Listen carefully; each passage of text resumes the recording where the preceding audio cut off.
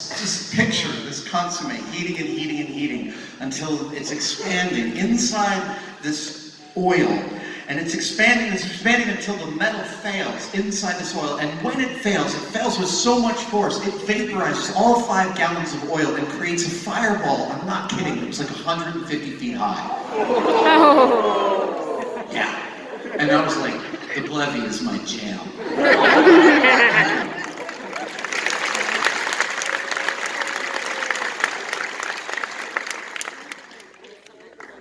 Hi, I just want to start by saying you've inspired me to a lot of my interests throughout my entire life. And one of the biggest ones, especially in the past couple of years, has been riding my one wheel. Oh! After seeing you build your own and seeing you do all your modifications and everying. You have any scars to show?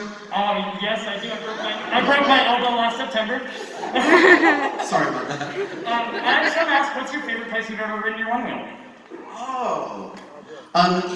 So I toured around the country with the Jamie and Adam stage show and then with the Michael Stevens stage show, and I took the one wheel to probably like 50 or 60 different cities. It is a fascinating, riding a one wheel around a city is a fascinating view into what that city thinks of handicapped people. Yeah. And I'm here to say Texas is a terrifying place to be handicapped. There are no curb cuts in that whole state as far as I found.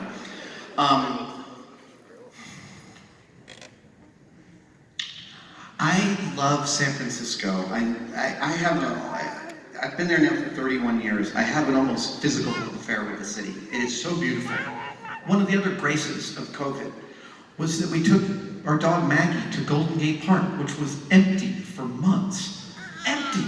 We would just drive over there. It was like Omega Man, and we'd let the dog out in the middle of the field and then go home. It was incredible. But what was I talking about? Favorite place to one? There we go.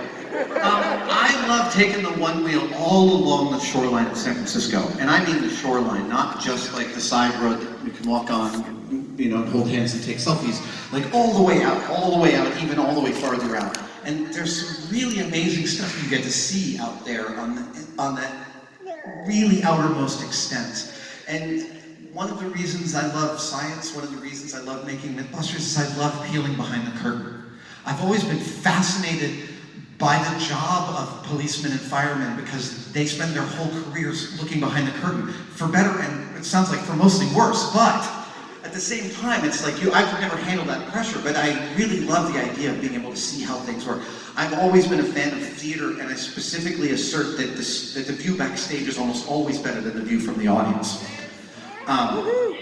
Yes! So I love that. I love specifically doing it at early in the morning. When I was 18, I moved into Manhattan, and for the first year I slept every third day, like only an 18-year-old can do. And I became addicted to New York at dawn, because it's an amazing place. It's a city where the daylight's out and no one else is, and it's really incredible. So I love the one. Oh, now you've gotten me to remember. My favorite ride ever on the one wheel is 2 years ago, New York City Comic Con. I had dinner on the Upper East Side, and I was riding home in the rain, but it's a warm rain. It's October rain, New York rain, good stuff. Not this cold crap they have in San Francisco. Central Park was closed. And so I rode the entire loop of Central Park in the dark, in the rain, alone. Oh, and just flying. Was it just absolutely magic. Yeah, thank you for getting me to remember that. Thank you so much. Hold on. I know I've reached my time up, but is there a young person in line who has been waiting? Can we bring them forward and ask them to ask the last question? Yes! I've watched you since I was a kid with my sisters, and you've always been a huge inspiration to me. So, as a creator who often works with things that might go wrong or where you get discouraged, how do you keep moving through all the creative things you want to do without losing your passion for it? Sorry, my hearing is going out. The fact is, I totally lose my momentum, and I totally lose my enthusiasm for stuff, and I get angry about it, and I get salty about it, and I've broken stuff that I made. When I'm pissed off that something's not working the way that I want, I get very petulant, and I try and be gentle with myself in those moments. And frequently I'll move on to something else. I'll take the breather and move on to something else. Sometimes if it's really important to me, I will let it sit until I'm angry enough to make a new one. My Star Trek Captain's Chair was one of those. But there is, when I can't think of something to build, I fix something in my shop. My fidelity as a maker is to be making. It doesn't have to be something valuable. It doesn't have to be something important. As long as my hands are moving, I can tell that it's a net positive for my psyche and my heart.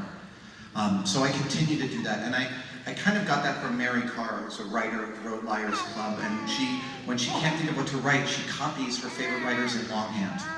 And putting words out through her body, even if they're someone else's words, is an important exercise. And I really agree with that. So thank you for that beautiful question, and good luck to you. And Portland, thank you guys so much for the wonderful energy, the incredible welcome, and thanks for coming out and dressing up. I love you guys.